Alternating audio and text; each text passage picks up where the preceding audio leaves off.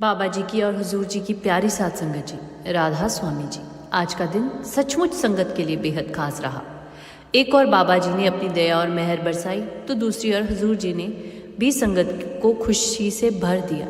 बाबा जी का विदेश दौरा अब समाप्ति की ओर पहुंच चुका है और बहुत जल्द उनके भारत लौटने की संभावना जताई जा रही है। जी हाँ, आपने बिल्कुल सही सुना। आज मैं आपके साथ विस्तार से साझा करने वाली हूँ कि क्या हुआ, किस तरह हुजूर जी ने संगत को एक सूत्र में जोड़ दिया और कैसे बड़ी संख्या में संगत वहां पहुंच चुकी थी।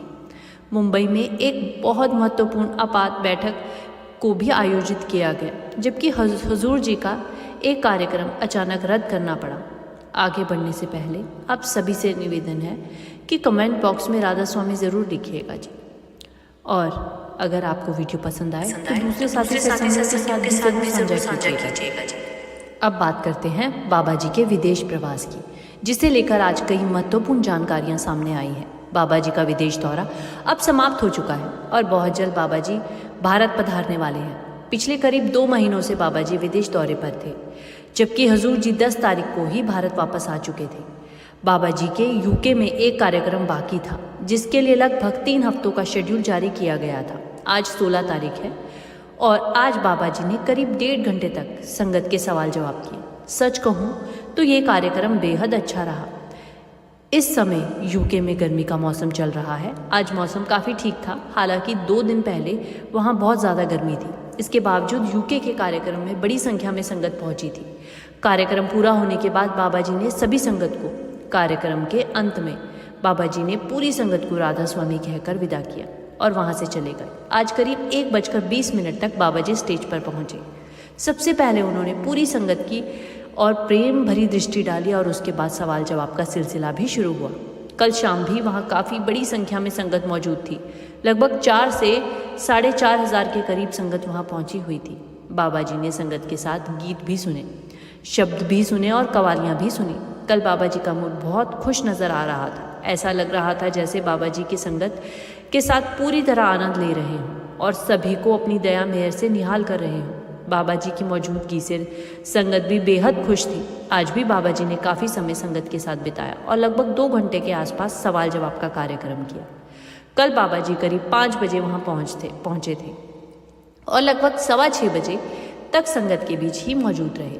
उसके बाद आज जब बाबा जी दोबारा कार्यक्रम में आए तो करीब 1.5 घंटे तक संगत के साथ सवाल जवाब किए। ये पल संगत के लिए बेहद खास था, लेकिन कार्यक्रम समाप्त होने के बाद यूके की संगत के मन में थोड़ी उदासी सी छा गई थी। सवाल जवाब तो उन्होंने पूरे प्रेम से सुने, लेकिन अब उन्हें यह एहसास हो गया था कि बाबा जी यूके का कार्यक्रम समाप्त जा रहे हैं। अब अगली बार बाबा जी कब आएंगे ये किसी को नहीं पता। इसी वजह से कई संगत की आंखें भी नम थीं। जब बाबा जी ने अंत में राधा स्वामी कहकर संगत से विदा ली तो कुछ लोग भावुक होकर रोने भी लगे। उस समय का माहौल वाकई ही बहुत भावुक था। कुल मिलाकर यूके में बाबा जी का कार्यक्रम बहुत ही प्रेम और खुशी से भरा रहा। अब बाबा जी बहुत जल्द भारत पधारने वाले हैं और भारत की संगत भी बाबा जी के स्वागत के लिए बेसब्री से इंतज़ार कर रही है। मेरी सभी बहन भाइयों से निवेदन है कि कमेंट बॉक्स में जाके अपने हिसाब से बाबा जी भारत कब पधारेंगे, अपने हिसाब से अपनी डेट्स ज़रूर लिखिएगा। वैसे मैं आगे ये बताऊंगी कि बाबा जी भारत कब आने वाले हैं। जैसे ही बाबा जी इंडिया पहुंचते हैं, अगर आपका डेरा आने का कोई कार्यक्रम बनता है तो उसकी जानकारी भी मैं आपको एक ब्लॉग में ज़रूर दूंगी। फिलहाल बाबा जी के डेरा आने की संभावना बहुत कम नज़र आ रही है, इसीलिए डेरा आने को लेकर बार बार सवाल ना करें। ऐसा बताया जा रहा है कि बाबा जी सीधे बेंगलोर आ सकते हैं। इसके बाद बेंगलोर से रुद्रपुर का कार्यक्रम, जहां हुजूर जी के साथ बाबा जी के मौजूद होने की संभावना है। वहीं आज हुजूर जी ने मुंबई में संगत के सवाल जवाब सुने और अपने जवाबों से संगत को खूब निहाल किया। कार्यक्रम में बड़ी बड़ी स्क्रीन भी लगाई गई थी ताकि दूर बैठी संगत भी आसानी से दर्शन कर सके। हुजूर जी ने खुली कार में संगत को दर्शन दिए और उस समय वहाँ का माहौल देखने लायक भी था। आज मुंबई में सुबह से मौसम काफ़ी बदला हुआ था और बारिश की संभावना भी बनी थी। हालांकि आखिरकार बारिश नहीं हुई। इसके बावजूद संगत की संख्या बहुत ज़्यादा थी। 1 लाख से अधिक संगत वहां पहुंच चुकी थी और पंडाल भी काफ़ी हद तक भर गया था। इसके बाद हुजूर जी ने करीब 1.5 घंटे तक लगभग 1 घंटा 10 मिनट संगत के साथ सवाल जवाब सुने। सवाल जवाब के बाद हजूर जी ने खुली कार में बैठकर संगत को दर्शन भी दिए। इस दौरान संगत का उत्साह देखते ही बनता था। कल एक कार्यक्रम के कैंसिल होने की जानकारी भी सामने आई है। दरअसल परसों एक मैसेज काफ़ी तेजी से वायरल हुआ था कि हजूर जी का नासिक में कार्यक्रम होने वाला है। जो संगत नासिक जाना चाहती है वो खुशी से वहाँ जा सकती है। इसी खबर के बाद संगत ने तैयारियां भी शुरू कर दी है। लेकिन 15 अगस्त के कारण के बाद से यानी स्वतंत्रता दिवस था, इस वजह से नासिक वाला कार्यक्रम रद्द कर दिया गया, क्योंकि उस दिन बहुत से लोगों के अपने कार्यक्रम और दूसरी व्यवस्थाएं होती है। ऐसे में संगत को आने जाने में काफ़ी परेशानी हो सकती थी। इसी कारण परसों रात की ही यह संदेश जारी किया गया था कि नासिक का कार्यक्रम कैंसिल कर दिया गया है, ताकि वहां अनावश्यक रूप से ज़्यादा संगत इकट्ठी ना हो सके। नासिक सेंटर के सेक्रेटरी की ओर से भी इसकी पुष्टि कर दी गई है कि फिलहाल वहां कोई कार्यक्रम नहीं है। साथ ही संगत तक ये संदेश ज़्यादा से ज़्यादा पहुंचाने की अपील की गई है, ताकि कोई भी साथ संगत अपने घर से ना निकले और बेवजह परेशान होकर वहां पहुंचकर वापस ना लौटे। मेरी आप सभी से विनम्र प्रार्थना है कि किसी भी कार्यक्रम की जानकारी मिलने पर पहले उसकी पुष्टि ज़रूर कर लिया करें। नासिक का अगला कार्यक्रम अब कब होगा ये फिलहाल कह पाना मुश्किल है। जब तक कोई आधिकारिक मैसेज या पक्की जानकारी सामने नहीं आती, तब तक किसी भी बात को लेकर अनुमान लगाना या अफवाह फैलाना ठीक नहीं होगा। इसीलिए जैसे ही बाबा जी महाराज की दया से मेरे कोई कन्फर्मेशन मिलेगी, मैं वो जानकारी आप सभी के साथ ज़रूर साझा करूँगी। इसके बाद आज मुंबई में लंगर की सेवा भी बड़े स्तर पर चल रही थी। दरअसल कल या परसों सेवा सीमित की तरह से मुंबई की संगत और सेवादारों तक संदेश पहुंचाया गया था कि शनिवार सुबह 8 बजे सभी सेवादार समय पर सेंटर में पहुंच जाएं, क्योंकि एक ज़रूरी मीटिंग रखी गई है। इसके बाद मीटिंग हुई और पूरे कार्यक्रम का रोड मैप तैयार किया गया। हालांकि हजूर जी के आने वाले कार्यक्रमों के लिए सिर्फ सेंटर में सूचना देना ही काफ़ी नहीं होता। पार्किंग की व्यवस्था करनी पड़ती है, लंगर की सेवा के लिए सेवादारों को तैयार रहना पड़ता है और ट्रैफिक व्यवस्था को भी संभालने के लिए पर्याप्त सेवादार होने चाहिए। इसलिए सारी तैयारियां पहले से ही की जाती हैं और ज़रूरत के हिसाब से सेवादारों को बुलाया जाता है। इस कार्यक्रम के लिए काफ़ी संगत वापसी से भी पहुंची थी। वहीं सूरत से भी बड़ी संख्या में संगत वहां आई थी। पुणे से भी, लोनावला के साथ साथ आसपास के कई इलाकों से भी काफ़ी संख्या में संगत हजूर जी के दर्शन करने के लिए मुंबई पहुंची थी। कल्याण और आसपास के क्षेत्रों में भी बड़ी संख्या में साध संगत वहां मौजूद थी। आज मुंबई में पहुंची संगत ने इस अवसर का भरपूर लाभ लिया और हजूर जी के दर्शन करके उनके मन को एक अलग ही शांति और सुकून मिला। अगर मुंबई या इंग्लैंड से किसी भाई बहन ने हजूर जी के सवाल जवाब सुने हैं और वे उस अनुभव या सवाल जवाब को हमारे साथ साझा करना चाहते हैं, तो वो ज़रूर हमें मैसेज करें। हम बाबा जी की दया और मेहर से वो जानकारी संगत के साथ ज़रूर साझा करने की कोशिश करेंगे। और अगर कोई अपनी बात साझा नहीं करना चाहता तो वो भी बिल्कुल ठीक है। आखिर सब कुछ मालिक की मौज और उनकी रज़ा पर ही निर्भर है। लेकिन मेरा मानना ये है कि अगर हमें किसी अच्छे कार्यक्रम को सुनने का मौका मिले तो उसे हमें कुछ सीखने और समझने को ज़रूर मिलता है। तो उसे संगत के साथ साझा करने से शायद किसी और को भी प्रेरणा और लाभ मिल सके। अगर हम उस अच्छी बात को संगत के साथ साझा करें तो शायद उसे सुनने वाले हर व्यक्ति को उससे सुकून और कुछ ना कुछ फ़ायदा ज़रूर मिलेगा। और सबसे बड़ी बात, बाबा जी की खुशी और उनकी दया मेहर भी हम सभी को हासिल हो सकती है। इसी सिलसिले में एक भाई ने पाठ की सेवा करने के बाद कही तो उन्होंने पूरे विश्वास के साथ जवाब दिया कि हाँ, मैं ये सेवा ज़रूर करूँगा। तभी उसके साथ मौजूद एक अभ्यासी मित्र ने भी बड़े विश्वास से कहा, भाई आज फिर हजूर जी कम से कम आधे घंटे का सत्संग ज़रूर देंगे। इसी उम्मीद और खुशी के साथ सभी लोग सुबह सुबह वहाँ से उठे और पंडाल में जाकर गए। जैसे ही करीब 10 बजे हजूर जी स्टेज पर पधारे, सबसे पहले उन्होंने पूरी संगत को प्रेम से राधा स्वामी बुलाया और उसके बाद कार्यक्रम की शुरुआत की। हजूर जी ने सबसे पहले चारों तरफ संगत की ओर बड़े प्रेम से दृष्टि डाली और उसके बाद संगत की शुरुआत की।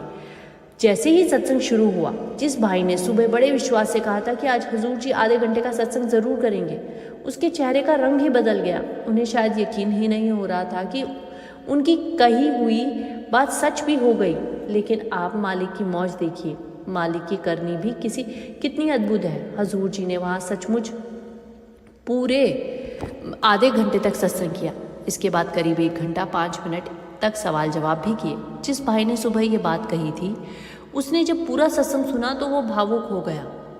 हजूर जी ने सत्संग का विषय भी बहुत गहरा रखा था। उन्होंने समझाया कि मालिक हमारी हर करनी से वाकिफ़ है, हमसे कुछ भी छुपा नहीं है। हम चाहे भजन सिमरन करें या ना करें, अपने जीवन में कोई भी कर्म करें, मालिक सब जानता है। इसीलिए हमें हमेशा अपने कर्मों और अपनी सोच पर ध्यान देना चाहिए। हजूर जी ने समझाया कि हमें सिमरन किस तरह करना चाहिए और ये भी कि मालिक हमारी रग रग से परिचित है। वो हमसे कभी दूर नहीं है, बल्कि हर पल हमारे साथ मौजूद है। जो भाई सुबह ये कह रहे थे कि हजूर जी आज सत्संग ज़रूर करेंगे, वे सत्संग के दौरान भावुक होकर रो भी पड़े। उन्हें ऐसा महसूस हो रहा था जैसे कोई बात सचमुच सुन ली गई हो। जब पूरा कार्यक्रम समाप्त हुआ और संगत बाहर निकलने लगी तो दोनों मित्र अलग अलग जगह बैठे हुए थे। बाहर आने के बाद जब दोनों की मुलाकात हुई तो एक मित्र ने मुस्कुराते हुए दूसरे से कहा, भाई तुम्हारी बात आज सच साबित हो गई। हजूर जी ने पूरे आधे घंटे का सत्संग दिया। इस पर दूसरे मित्र ने तुरंत याद दिलाया, लेकिन तुमने भी तो वादा किया था कि हजूर जी अगर आधे घंटे का सत्संग करेंगे तो तुम पाठी की या परिचर की सेवा ज़रूर करोगे। अब बताओ, तुम अपना काम किया हुआ वादा निभाने को तैयार हो? तो उस भाई ने कहा, हाँ मैं इस बात पे कायम रहूँगा और अपना वादा पूरी तरह से निभाऊंगा। तभी उन्हें समझाया गया कि भले इंसान, जब तुम सुबह अपने घर से निकले थे उसी समय तुम्हारे मन में ये विचार था कि आज हजूर जी से आधे घंटे का सत्संग सुनने को मिले। तुम उसी उम्मीद को लेकर वहाँ पहुँचे थे। असल में तुम्हारी ये फरियाद उसी वक्त सुन ली गई थी जब तुमने घर से निकलते समय दिल से ये बात रखी थी।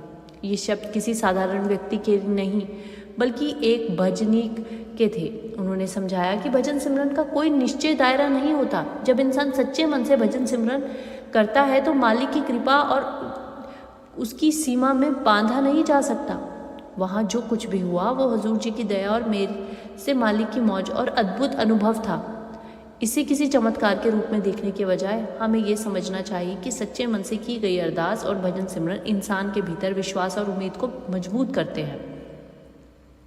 इसे अगर आप चमत्कार कहना चाहे तो कह सकते हैं, लेकिन संत महापुरुष अक्सर चमत्कार शब्द इस्तेमाल करने के लिए रोकते हैं, क्योंकि वो आम लोग चमत्कार का मतलब कुछ ऐसा समझते हैं जैसे कोई जादू दिखाया जाएगा, जबकि संत कभी किसी तरह का जादू नहीं दिखाते।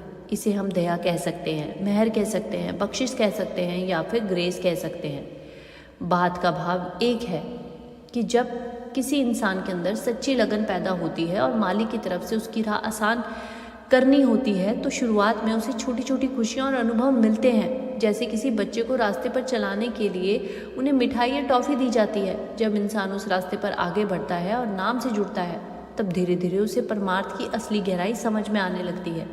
और सच कहूँ तो परमार्थ का रास्ता हमेशा आसान नहीं होता।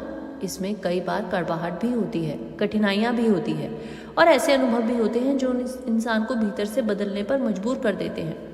लेकिन यही सफ़र धीरे धीरे इंसान के सच्चाई और आत्मिक समझ के करीब ले आता है। बाद में वही खट्टी गोली मिलती है जो उसे निगलना आसान नहीं होता और यहीं से इंसान को परमार्थ की असली समझ धीरे धीरे आती है। अब हम सब ने अपने आप को अभ्यासी कहते हैं। कोई काम का अभ्यास कर रहा है, कोई क्रोध का, कोई लोभ का, यानी किसी न किसी चीज़ का अभ्यास तो हो ही रहा है। लेकिन सवाल ये है कि हमारी ये साधना हमें किस दिशा में लेकर जा रही है, क्योंकि आखिरकार हमें परमार्थ की राह तक ही जाना है। अक्सर हम अपनी सीमित समझ के आधार पर कह देते हैं कि मालिक तो बहुत दयालु है, मालिक बख्शने वाला है, मालिक ज़रूर दया करेगा। इसमें कोई शक नहीं कि मालिक दया और मेहर करने वाला है। लेकिन एक बात हमें हमेशा याद रखनी चाहिए, मालिक जब हमें कुछ देता है तो उसके पीछे भी कोई गहरी सीख और उद्देश्य होता है। उसकी बख्शिश को समझना और उस राह पर सच्चे मन से चलना भी हमारी जिम्मेदारी है। परमार्थ की सच्चाई यही है कि जब मालिक हमारी ओर दया की दृष्टि करता है और हमें उसकी तरफ खींचना चाहता है तो वो कई बार हमारे हाथ पीछे भी खींच देता है। अब सवाल उठता है कि परमार्थ का रास्ता इतना खट्टा और इतना कड़वा क्यों है? इसकी शुरुआत अक्सर एक बहुत प्यारे अनुभव से होती है। आप सभी से भी कभी ना कभी ऐसा अनुभव ज़रूर किया होगा। कमेंट करके ज़रूर बताइएगा आपके साथ कभी ऐसा कुछ हुआ है या नहीं। कई बार हम कोई बात दिल से कहते हैं और बहुत जल्दी वो पूरी भी हो जाती है। तब हमारे मन में विश्वास बैठ जाता है कि बाबा जी ने हमारी बात सुन ली और वो सुनते हैं, हजूर जी मेरी बात सुनते हैं। हमें लगने लगता है कि हजूर जी तो अंतर्यामी हैं, बाबा जी तो हमारे मन की हर बात जानते हैं। और ये बात बिल्कुल सच है कि वो हमारे मन की हर बात जानते हैं। हम कुछ कहने से पहले वो हमारे भावों को समझ लेते हैं। लेकिन यहीं से हमारी असली परीक्षा भी शुरू होती है, क्योंकि मालिक की दया सिर्फ हमारी हर इच्छा पूरी करने के नाम नहीं है, बल्कि हमें सही रास्ते पर ले जाने का नाम भी है।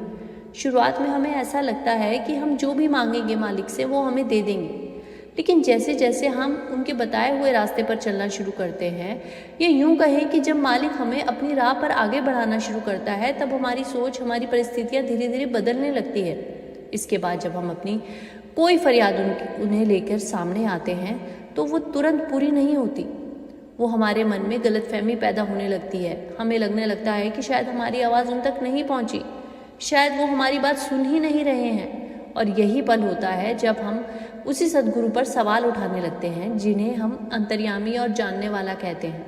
मन में संदेह आने लगता है कि क्या वो सच में हमारी बात सुन सकते हैं, क्या हमारी पुकार उन तक पहुंच रही है। लेकिन वास्तव में समस्या उनकी सुनने की क्षमता में नहीं, बल्कि हमारी समझ और हमारी उम्मीदों में होती है। मालिक कब, क्या और किस रूप में देना है, ये हमसे बेहतर जानते हैं मालिक। जब हमारी बात तुरंत पूरी नहीं होती, तो हमें लगने लगता है कि शायद हमारी आवाज़ मालिक तक नहीं पहुंच पा रही है, और यहीं से तो हमारा विश्वास भी डगमगाता है। यही कठिनाइयाँ धीरे धीरे इंसान को भीतर से मजबूर भी कर देती है कि मालिक, और कभी कभी मालिक के करीब भी ले आती है। एक बार अगर इंसान परमार्थ की राह का स्वाद मिल जाए, तो फिर यह सफ़र हमेशा आसान नहीं रहता। इसमें कठिनाइयाँ और आत्ममंथन भी चलते रहते हैं। अगर आप लोगों ने इस विषय को अपने जीवन में महसूस किया है, अगर आपको सद्गुरु के चरणों तक पहुँचने और उनकी दया मेहर का अनुभव हुआ है, तो अपने विचार कमेंट में ज़रूर बताइएगा। लेकिन अगर आपको अभी तक ऐसा अनुभव नहीं हुआ, तो कोई बात नहीं। कमेंट करने से पहले इस बात पर ज़रूर विचार कीजिए कि परमार्थ का रास्ता हमें कई बार कठिन और कड़वा क्यों लगता है। असल में परमार्थ केवल बाहरी सुख पाने का नाम नहीं है। ये मालिक हम पर कृपा करते हैं और हमारे भीतर नाम की भक्ति और शब्द की भक्ति जागृत होने लगती है। तब इंसान के अंदर एक नया बदलाव शुरू होता है। धीरे धीरे उसकी सोच बदलती है, उसका मन अपने भीतर झांकने लगता है और उसे समझ आने लगता है कि असली परमार्थ क्या है। यही वह अवस्था है जहाँ भजन सिमरन केवल एक अभ्यास नहीं होता, बल्कि जीवन का हिस्सा बनना शुरू हो जाता है। जब सद्गुरु किसी इंसान को प्रेम का अनुभव कराते हैं ना, और फिर उस प्रेम को पीछे खींच लेते हैं, तो उसके भीतर विरह की तड़प और भी गहरी होने लगती है। वो बिलक बिलक कर रोने लगता है। उसे सद्गुरु की कमी इतनी महसूस होती है जैसे उसके पास किसी से बात करने की ताकत ही ना बची हो। ना कोई उसका अपना कोई साथी अच्छा लगता है, ना किसी से मिलने जुलने का मन करता है। उसका ध्यान धीरे धीरे दुनिया की बाहरी बाकी चीज़ों से हटने लगता है। ना उसे सुख आकर्षित करता है और ना ही दुख की कोई शिकायत रहती है, बल्कि वही दुख उसका साथी बन जाता है। इसी अवस्था में वो सद्गुरु के सामने बैठकर अपने मन की पुकार रखता है। वहाँ तक पहुँचते पहुँचते भजन सिमरन की मेहनत भी जैसे पीछे छूटने लगती है, क्योंकि जब प्रेम की शक्ति भीतर जागती है ना, तो इंसान के मन में केवल एक ही पुकार रह जाती है, हे सद्गुरु, अपने दर्शन दे दीजिए ताकि मेरा मन भी तृप्त हो जाए। ये विरह और प्रेम भजन सिमरन की साधना से भी आगे की और गहरी अवस्था मानी जाती है। इसी संदर्भ में डॉक्टर जॉनसन ने महाराज जी से प्रेम की दात मांगी थी। कहा जाता है कि महाराज जी ने जवाब भी दिया था कि हाँ, प्रेम दूंगा, लेकिन जैसे काम करने के बाद तनख्वाह मिलती है, वैसे ही भजन सिमरन की कमाई के से प्रेम की दात मिलती है। यानी अगर मालिक हमारे भीतर प्रेम की दात बख्श दे, तो उनकी बहुत बड़ी कृपा है, और उस प्रेम को पाने के लिए हमें भजन सिमरन और सेवा के रास्ते पर लगातार चलते रहना होगा। जब मालिक अपनी दात हमारे जीवन में रखते हैं ना, तो कई बार ऐसा लगता है जैसे दुनिया की सारी चीज़ें बिखरने लगी है। घर परिवार में परेशानियां दिखाई देती है, जीवन अस्त व्यस्त महसूस होता है, और सामने कोई बड़ा तूफान खड़ा नजर आता है। लेकिन कई बार जिस चीज़ को हम तलवार समझ रहे होते हैं, वही आगे चलकर गले का हार बन जाता है। यानी जिस परिस्थिति में हम उस समय बहुत बड़ा संकट मानते हैं, वही बाद में हमारे लिए किसी सीख या कृपा का कारण बन जाती है। ऐसी स्थिति में सबसे ज़रूरी है कि हमारा विश्वास अपने सद्गुरु के प्रति बना रहे और हम किसी दूसरे दर पर जाकर सहारे की तलाश ना करें। इसका मतलब ये बिल्कुल नहीं है कि किसी मंदिर या धार्मिक स्थान पर जाना गलत है। आप कहीं भी जा सकते हैं, किसी कार्यक्रम में शामिल भी हो सकते हैं, लेकिन अपने आध्यात्मिक आस और भरोसा सद्गुरु पर ही बनाए रखें। किसी देवी देवता के सामने जाकर मदद मांगना या मनोकामनाएं मांगने के बजाय अपने सद्गुरु और मालिक पर विश्वास रखें। जब प्रेम भीतर अपना रंग दिखाना शुरू करता है ना, तो इंसान के अंदर की समझ भी बदलने लगती है। धीरे धीरे भीतर का प्रकाश महसूस होने लगता है, शब्द की धुन गहरी हो जाती है और मन उसी में डूबने लगता है। इसी आस्था में अगर किसी को कोई विशेष अनुभव या सिद्धि जैसी चीज़ महसूस हो तो वो उसमें डूबने लगता है। ऐसी अवस्था में अगर किसी को कोई विशेष अनुभव या सिद्धि महसूस हो तो उसका उद्देश्य कभी अहंकार नहीं होना चाहिए, बल्कि उसकी सोच यही होनी चाहिए कि मालिक सबका भला करे। सच्ची आध्यात्मिक अवस्था में इंसान अपने लिए कुछ नहीं मांगता, बल्कि हर किसी के कल्याण की कामना करता है। कबीर साहिब ने भी इसी भाव को समझाते हुए कहा था कि कबीरा खड़ा बाजार में। कबीर साहिब की इसी भावना से ये संदेश मिलता है कि हमें किसी से विशेष दोस्ती या दुश्मनी रखने के बजाय सबके भले की बात रखनी चाहिए। जब इंसान की सूरत अपने सद्गुरु के चरणों में पूरी तरह जुड़ने लगती है ना, तो उसके भीतर भी सद्गुरु के गुण दिखाई देने लगते हैं।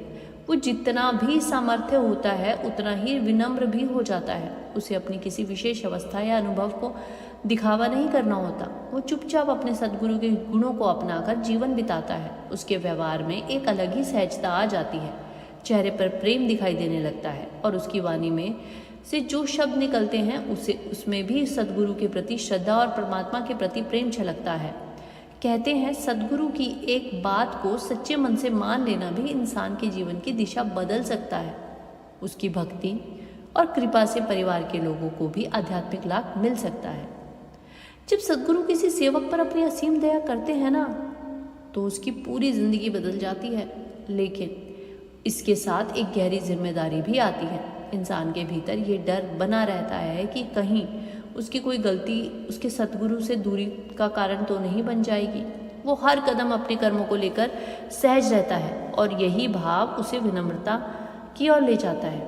उसके मन में बस यही भावना रहती है कि मेरे सद्गुरु हमेशा मुझ पर अपनी कृपा बनाए रखें और कभी उसके रास्ते से भटके ना। जब मन सच्चे दिल से अपने मालिक और सद्गुरु को पाने की तरफ में लग जाता है ना, तो धीरे धीरे जीवन के दुखों का बोझ हल्का होता है। ऐसा महसूस होता है जैसे दुखों का समंदर छट गया हो। घर परिवार की परिस्थितियां भी सहज होने लगती है, जीवन में सुख शांति आने लगती है और ज़रूरत के अनुसार साधन भी उपलब्ध होने लगते हैं। संगत जी, इन सबसे बड़ी बात यह होती है कि मन को भीतर से एक ऐसा सुकून मिलने लगता है जिसकी तुलना किसी भी सांसारिक सुख से नहीं की जाती। राधा